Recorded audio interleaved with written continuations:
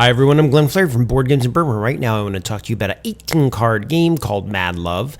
And in this, it's for two players. You play it in silence. And the premise of the game is that the both of you are stuck in a dream state where you can't speak to each other. So what you're trying to do is you are trying to silently push cards towards each other to have effects where you share 5 love and escape the dream before you have 5 madness and go insane. Now, the way the game works essentially is it's 18 cards, so both of you get 9. You take 2 blindly, you put them into a 2x2 grid on the table. Now, what the cards represent are some neutral effects, some positive effects, but mostly negative effects.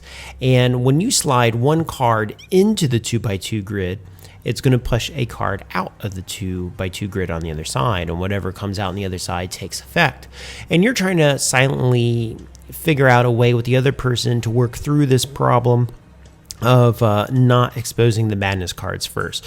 You can push cards towards each other. You can sort of choose which card you play, but then your oldest card has to be played next in your hand. You can also try to force a card sideways instead of towards each other, sideways out of the 2x2 grid, and hopefully you can skip its effect, but then there's a blind pull. Ultimately, it's an interesting twist on a game that I haven't seen before in an 18-card pack. Now, here's my final thoughts. I got my paper over here, and I'll go down them one by one. Okay, so the card spread. Okay, so the cards, right? I said there's neutral, some good and some bad, and really the twist in the game is that you have to learn your partner's behaviors. That's what's really going to help you figure out how to navigate everything in here, and that leads to the player interaction. Learning that skill set is pretty cool, but part of playing a game that's fun is talking to each other and the jubilance of it.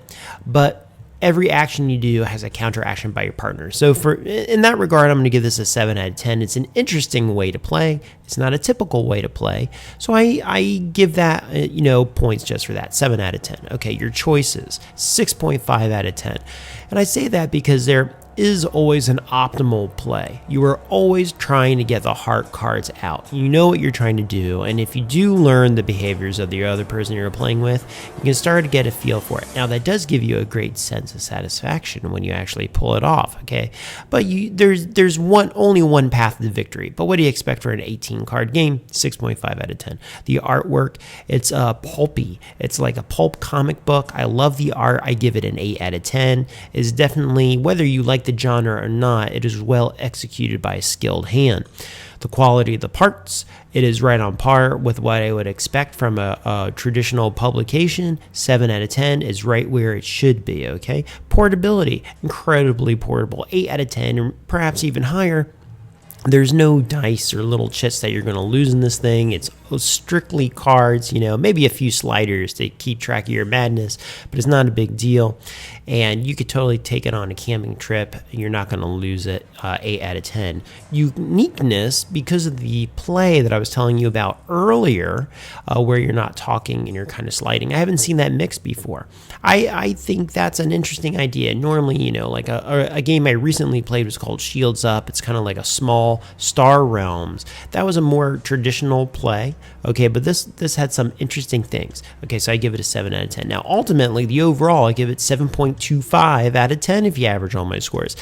It's a fresh take, and I think if you have a collection of 2-player games that are fast and you want to break up the monotony of what you've been doing, I think this is an excellent one to help you do that. So check out Mad Love. It might be the thing that does it for you, okay? All right, so that's that review. Thank you so much, everyone. I'll talk to you soon. Bye.